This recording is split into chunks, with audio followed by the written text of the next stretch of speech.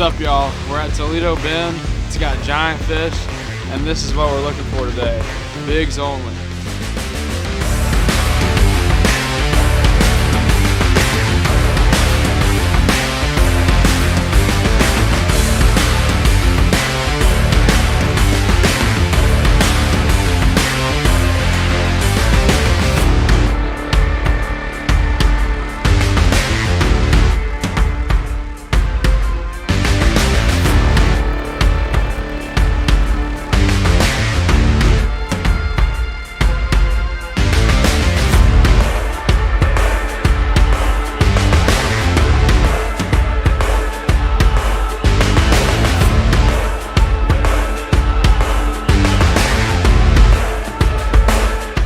Practice for me was honestly overall pretty bad.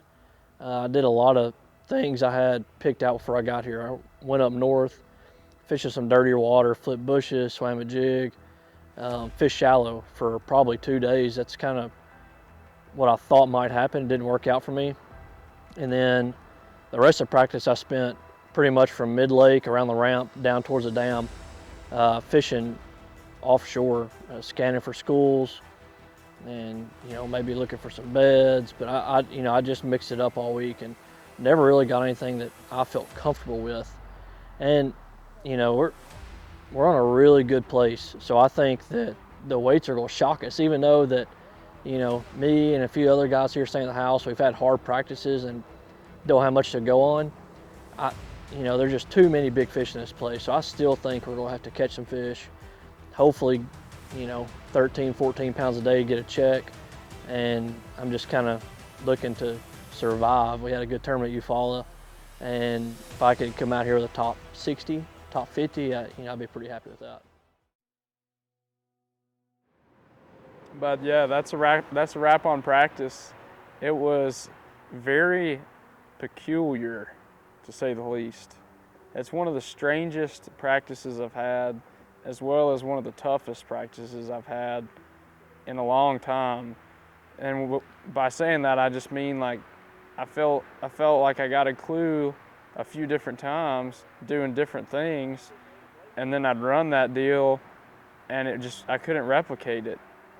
Conditions would stay the same, everything would be set up the same. And the third day of practice, I caught a 7-pounder up in some grass on a shallow point on a Berkeley slobber knocker, and had good cloudy cover, good wind blowing in there, just good conditions for throwing a bladed jig around. And I ran 5 or 6 other places that set up the same way with the same wind blowing on it, the same grass, and I just couldn't get another good bite out of it. And, I caught some fish, but no size really. Try and scramble around and put together 5 bites, and it's Toledo Bend, anything can happen. Maybe we'll get 5 of the right ones. So practice was a little weird. It's post-spawn conditions, so fish are everywhere. It got warm super early this year, so like a lot of fish spawned in February, and there's still a lot of fish that are rubbing, just pulled up, and there's still fish out deep that haven't even spawned yet or even thought about spawning. So it's a really cool time of year. It's kind of the time of year I like, because you can have deep rods on one side of the deck and shallow rods on the other, and just run a lot of area. Problem with this lake is that it's so big and it's kind of treacherous. You gotta run the boat lanes, so that's gonna be something that's gonna be an issue. Not an issue, but kind of have to figure out what areas I want to spend the most time in and kind of bounce around shallow to deep. So practice so far is, I would say I got comfortable today. Kind of figured out that I can run a lot of new water. Felt confident that I could just go run new water, and that's really what you want to go into a tournament having, is that confidence. And I feel like last tournament you follow, I had such a bad tournament because I was, it's my home lake, got a lot of pressure. Out here, it just feels comfortable to go fishing. So I'm excited to get out there tomorrow morning. Don't know if I'll have 6 pounds or 40 pounds, but Toledo Bend, and anything can happen. Yeah, wrapping up practice here on Toledo Bend. Man, it's kind of been a tough practice for me. Seems like fish are really scattered, shallow to deep.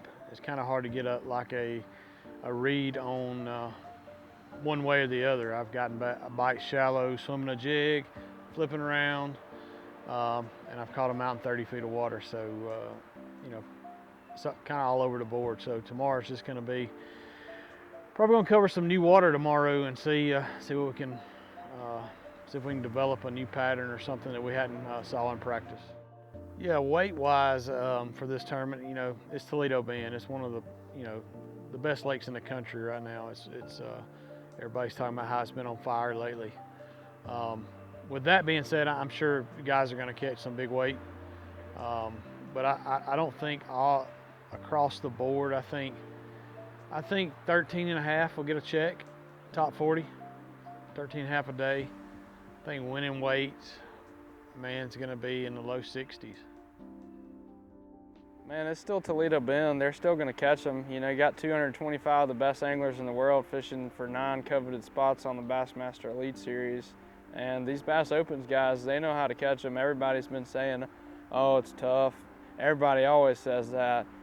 Us four, you know, I think it's been pretty tough on all of us, but we're still catching, you know, some 4 or 5 pounders here and there. So you get a couple of those, that'll go a long way tomorrow. I think that there'll be a good bit of bags over 20 pounds, and I think that you're gonna probably need 15 to 16 pounds to cut a check a day, which has not been easy out here. So it's gonna be interesting, but I'm hoping that maybe it's a little bit less than that, but we'll see. My favorite part about Toledo Bend is that any cast could be the biggest fish of your life. My favorite part about Toledo Bend is kind of just the potential it has. You know, every time I pull up on a spot or every time I get a bite, you set the hook, and I'm not saying you're really expecting a giant, but just knowing potentially your next cast can be a 10-pounder.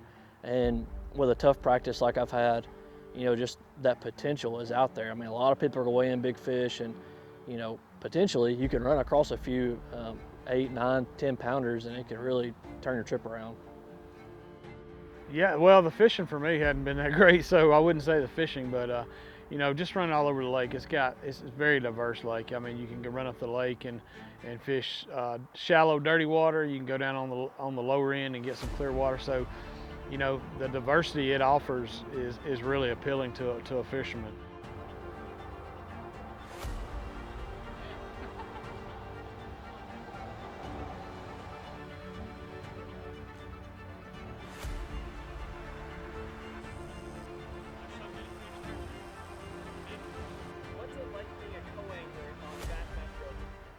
It's terrible. You're actually fishing out of the back of the boat, and the guy in the front of the boat really doesn't want to catch one anyhow. So you're at his mercy, you know.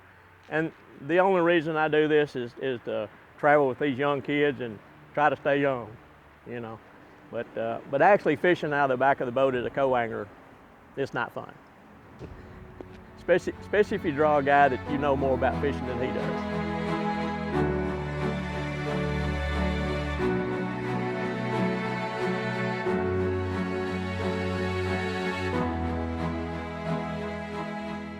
Thanks for watching part 1 of the First Man Out series.